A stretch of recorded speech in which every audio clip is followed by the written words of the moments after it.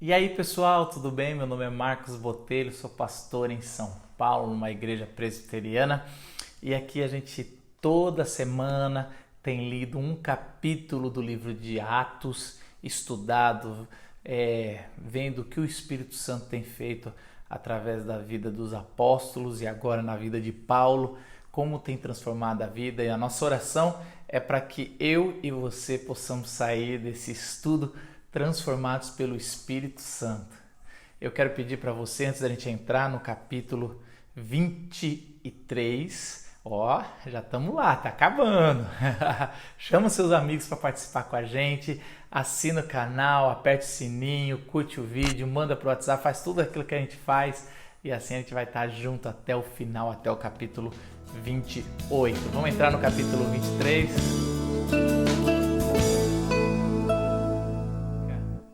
No capítulo 23, o comandante tinha marcado uma reunião no Sinédrio quando descobriu que Paulo era cidadão romano, não podia açoitar, nem matá-lo, nem sequer deixar ele preso.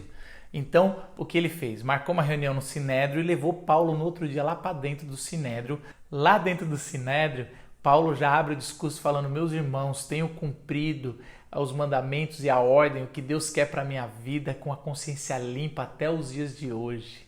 E aí, o sumo sacerdote, Ananias, manda alguém bater na cara de Paulo. Paulo fica furioso e fala assim: quem é você?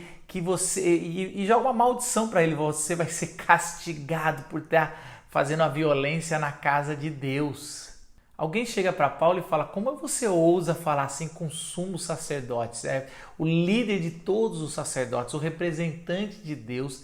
E Paulo fala: eu não sabia que ele era sumo sacerdote, e pede desculpa, e cita um texto que não devemos falar mal das nossas autoridades. Interessante que aí tem duas coisas que eu gostaria de parar e explicar para vocês aqui. Isso também acontece com Jesus, não sei se você lembra. Jesus também foi torturado e logo no começo ele recebe um bofetão, é cuspido e ele vai falar mal e alguém fala: esse é o sumo sacerdote, e Jesus fala: não sabia que você era o sumo sacerdote. Isso não faz muito sentido, a não ser porque a gente vai percebendo que tinha dois sumos sacerdotes na época de Jesus. Isso não poderia acontecer jamais. Se Deus escolhe um sumo sacerdote, deveria continuar. Era assim desde Levítico e o Antigo Testamento todo. Tinha dois sumos sacerdotes porque Israel já tinha se vendido e ali era uma jogada política, já deixou muito tempo do Sinédrio ser representante de Deus.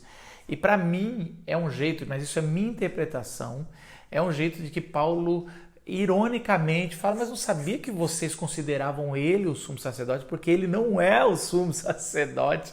E se a gente for olhar a linhagem direitinho, quem deveria ter sido o sumo sacerdote, não nessa época, já tinha morrido faz tempo, era João Batista. Mas é interessante que Paulo, mesmo assim, pede desculpa. Eu acho que de forma irônica ele se irrita, mas ele vai jogando como se jogasse a responsabilidade para o próprio Sinédrio, falando: eu não sabia, já que vocês consideram ele o sumo sacerdote, eu peço desculpa porque não se deve falar mal de autoridades escolhidas por Deus. E ele continua o seu discurso falando sobre o que Jesus tinha feito na vida dele. E aí Paulo, inteligente, de forma estratégica, ele vê que ali ele não ia para lugar nenhum, porque o cara que comanda aquilo lá começa mandando dar um tapa na cara dele. Ele puxa um argumento que era uma briga que existia e sempre existiu, mas principalmente ali no Novo Testamento, entre os fariseus e os saduceus. Os saduceus eram homens ricos da tribo de Levi e geralmente eles eram sacerdotes, mas eles não acreditavam em anjos, no céu, na vida eterna, no sentido da alma. Eles não acreditavam nisso, eles eram materialistas. E os fariseus eram a teologia que nós temos hoje, que é a de Paulo, e até mesmo a de Jesus era considerado, entre aspas, um fariseu naquela época, né? Um rabi. Então, Paulo fala assim: olha, eu tenho sido zeloso e eu tenho a mesma teologia de vocês, eu estou sendo perseguido porque eu prego a ressurreição. E é verdade, Paulo prega a ressurreição de Jesus. E os fariseus acreditavam na ressurreição do corpo do Messias, mas não necessariamente era Jesus. E aí os fariseus falam: como assim? Eu estou sendo perseguido aqui, eles querem me matar porque eu acredito na ressurreição. E aí os fariseus começam a ficar do lado de Jesus e os saduceus começam a brigar entre eles e de forma inteligente Paulo usa um argumento teológico para poder se safar. Só que os saduceus eram a maioria ali e começaram a pegar Paulo e espancar Paulo lá dentro mesmo, numa briga generalizada. De novo o comandante entra nessa briga, pega Paulo e leva para a fortaleza para poder proteger a vida de Paulo. Falou, se esse cara morrer na minha mão, eu tô ferrado. Então o comandante protege Paulo do Sinédrio e deixa eles brigando lá. Paulo recebe uma visão, uma mensagem do Senhor, dizendo coragem, seja forte, assim como você está testemunhando do meu nome, do nome de Jesus em Jerusalém, eu também vou te levar para Roma para testemunhar. Deve ter sido por isso e outros argumentos que as pessoas falam que quem tem promessa não morre, né? Então ali era quase o seguro de vida de Paulo, porque realmente Deus fala, ó, não vai acontecer nada com você, porque eu vou garantir que você testemunhe o meu nome em Roma. E Paulo ali fica mais tranquilo, mas aí acontece uma coisa interessante. Se junta 40 homens religiosos, líderes, alguns do Sinédrio, e eles juram por eles mesmos, e eles falam, não vamos comer nada e não vamos beber nada se não matarmos esse homem que tem falado contra a Israel, contra o templo. E aí eles fazem esse juramento e fazem uma conspiração. Pedem para o Sinédrio convocar de novo Paulo para ouvir um pouco mais, mas eles falam assim, no caminho, quando Paulo estiver sendo levado para o Sinédrio, nós vamos atacar e vamos matar, ele não vai chegar lá. Nós juramos e não vamos comer nem beber. Eles devem ter morrido de fome e sede porque não aconteceu isso. Um sobrinho de Paulo ouviu e levou para Paulo.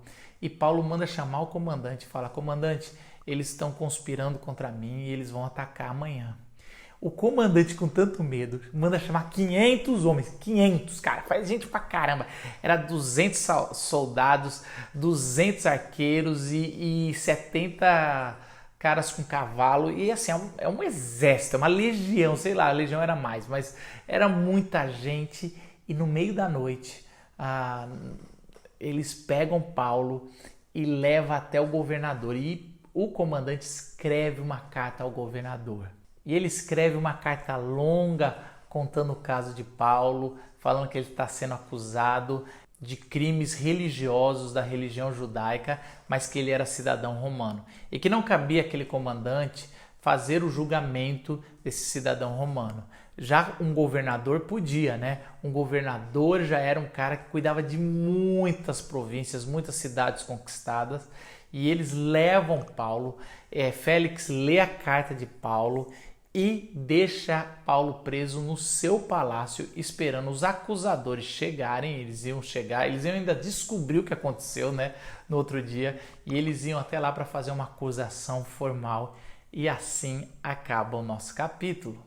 Tá ficando emocionante demais essa história, a gente acompanhando Paulo e sabendo toda hora, vendo como as pessoas queriam matar Paulo e Paulo muito firme nas suas convicções. A minha oração e a minha aplicação para mim e para você desse capítulo 23 é que a gente possa de novo ser um estrategista igual Paulo. E a gente tem que usar a nossa teologia não só para entender Deus, mas para entender os homens. E Paulo faz isso para poder entender o Sinédrio. E às vezes, já que eles queriam discutir coisas que não tinham nada a ver com Deus, Paulo ele vai falar sobre a ressurreição, mesmo sabendo que a ressurreição é um dos pontos mais importantes da teologia bíblica. Desde o Antigo Testamento, tirando os saduceus, mas a grande maioria acreditava na ressurreição do corpo. O Messias estava aí. Jesus fala para Marta e Maria, falando assim, eu sou a ressurreição e a vida, ainda que morra, viverás. É impressionante como sempre a gente tem essa fé na ressurreição. Então a gente, quando vê o Cristo ressurreto, ele inaugura uma nova criação, uma nova ordem, um novo reino, onde a morte já não é mais a palavra final, o ponto final, mas a ressurreição e vida plena em Jesus Cristo. Quando Paulo ele usa esse argumento, os fariseus percebem que realmente talvez estavam sendo perseguidos de forma religiosa, não pela verdade. E Paulo ali já começa a ter gente do lado dele e sai daquela lá. A segunda coisa que eu também quero para a minha vida e para a tua é que a gente entenda a voz de Deus, do Senhor, dizendo coragem, coragem, porque eu vou fazer de você e da sua vida uma testemunha viva. E Paulo abraçou aquilo sabendo que Deus ia levar ele até Roma, e mais para frente você vai ver como Paulo chega em Roma. É impressionante. Então eu oro para que isso seja verdade para mim e para você. Que a gente sempre possa ouvir a voz de Deus nos dizendo coragem para pregar o Evangelho. Deus abençoe a sua vida.